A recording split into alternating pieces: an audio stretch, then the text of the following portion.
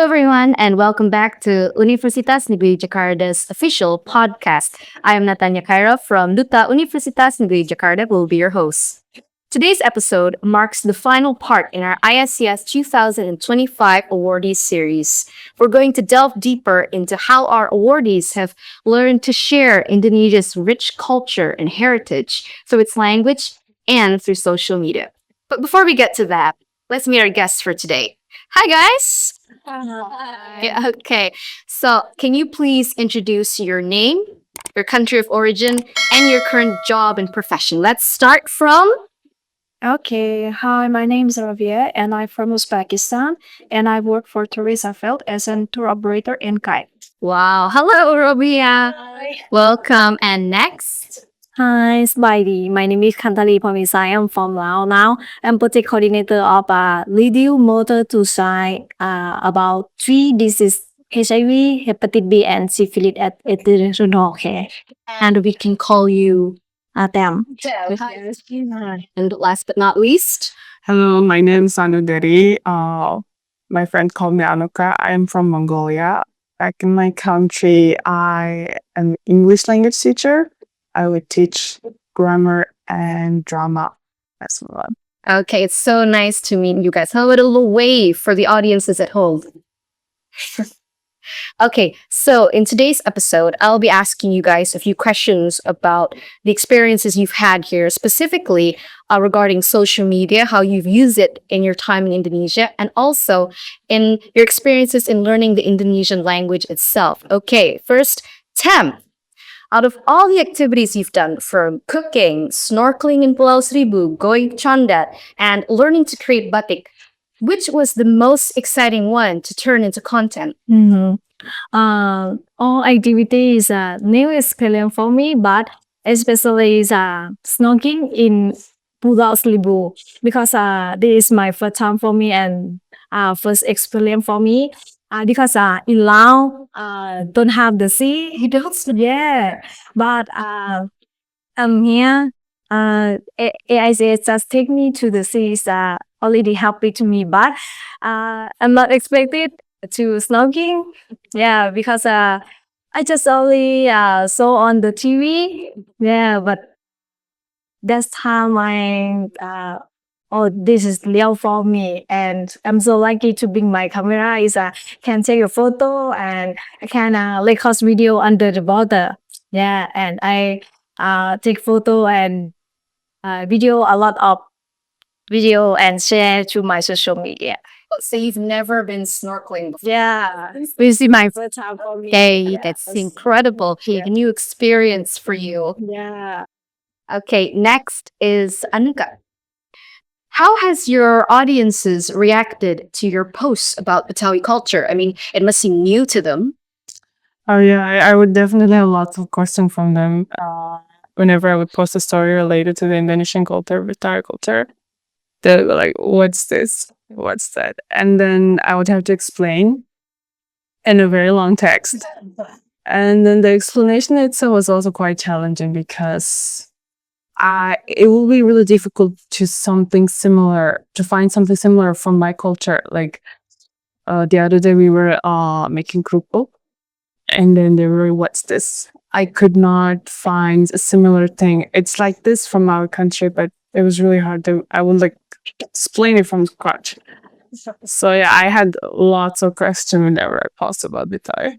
Yeah, and then when you explained it, they seemed to understand what it was that you were doing. No, they don't. And then they'll be like, "Okay, bring it home." Like, bring us some souvenirs. They'll like bring it as a souvenir. Okay. Tam, is there any particular ISCS activity that inspired you to create a special content series? Any special activities that we going to show? Ah,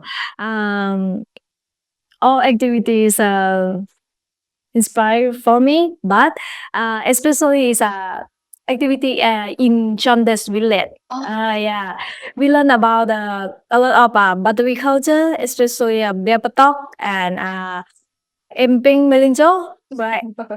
Emping melinjo, yeah, and kayan.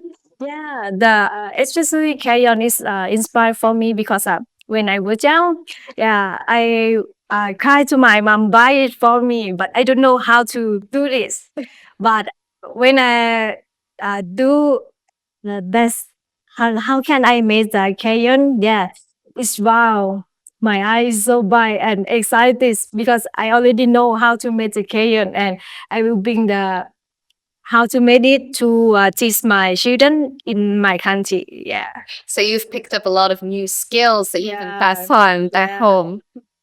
Okay, speaking about culture, Anuka, what challenges have you faced when creating contents about a different culture?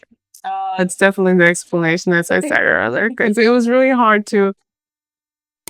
I couldn't ignore the questions, and I really want them to also understand. And then, like explaining it from the scratch, it was to the point that I was just copying one text to another person and just like pasting it because like the explanation was quite long.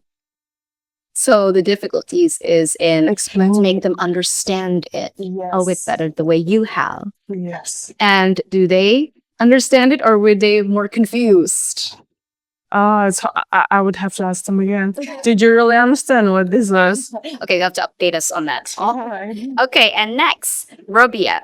Now, how has your language ability influenced your interaction with Indonesian people? You've been learning the Indonesian language while you're here in Indonesia, but you've also said that you've had prior knowledge, prior experiences in speaking Indonesian. Yeah, to be honest, before coming to Indonesia, I have learned Indonesian language for 4 years at my university. And I always feel like I'm the luckiest person in the world because I had the best teachers from Indonesia and from Uzbekistan, more than other students back into my university. And I have did so many self-study to learn Indonesian. And for that reason, when I came here, it felt like home because everybody is talking in Indonesian language, which I learned before back into my home. And if I answer your question, I mean, it helped me a lot in a lot of ways because when I go out with my friends, I mean, with foreigner friends, not without any Indonesian buddies, I can speak to local people and I can ask where I can go and I can buy anything and I can bargain as well. And I think knowing any language and especially Indonesian country helped me to know this culture a lot and to talk to Indonesian people about anything.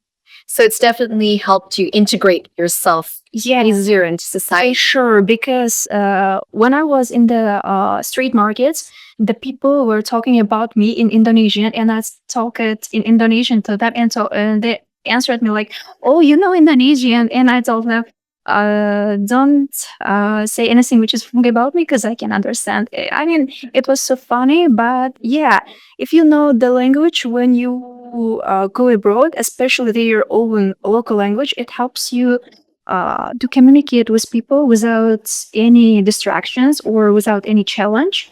For that reason, yeah, it's so helping me. Okay, so Indonesia has become a second home. Yeah, for sure. Welcome home then. Okay, next question. Do you have any tips that you would give to foreigners on how to learn Bahasa Indonesia quickly? Well, to be honest, till this day, I have tried to learn 3 or 4 languages by myself, and I think there is this 3 tips which I can recommend to anyone who's going to learn at any language, especially Bahasa Indonesia. The first one is just to listen to podcast interviews or anything in this language because as much as you listen a lot, uh, you the words come to your mouth as water and you can be fluent during a short time. And the second one is just to memorize a new words and use them as app and make sentence by yourself. And the third one is they have a chance to go to this country for a while, like this sort of program, or just to study at university, it will be a great chance because I have learned a lot Indonesian language back into my home, but it was only grammar and formal language. But coming to Indonesia, I have realized that there's too many slang words. There's informal words, and there's different words in different just kota. Yeah? And I am still learning. I'm still learning, and I'm still just trying to be like a native speaker. For that reason, I think like if you want to learn a language, you have to come to visit this country and learn it from natives, and it will make your way a lot easier, and it helps you to learn informal language like a native speaker. Okay, that's some really great advice to any foreigners who want to learn the Indonesian language, because when they listen to the natives speaking it to them, then they can know how to correctly pronounce it, how to put those words in a sentence. That's how I learned English, watching cartoons. Oh gosh, that's so beautiful. Okay, now for the last question for Robia and our last question altogether. You've been learning Indonesian while you were here and you have prior knowledge to Indonesian. So, how would we answer this question in Indonesian? Okay. Okay, so the question is, apakah ada perbedaan bahasa dari yang kau pelajari dan saat berinteraksi langsung?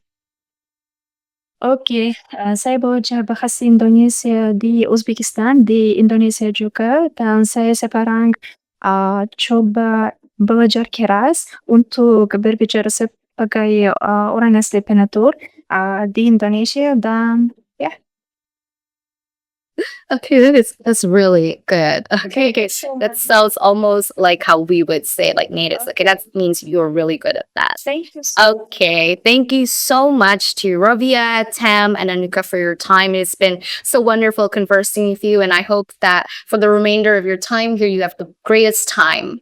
Okay, so thank you for all of our viewers who've tuned in, and remember to keep an eye out for any new videos on Universitas Negeri Jakarta's official YouTube channel to get the latest news on Universitas Negeri Jakarta, information, or even educational opportunities here and abroad. Hey guys, how about we give a little wave to the audience? Bye guys, bye!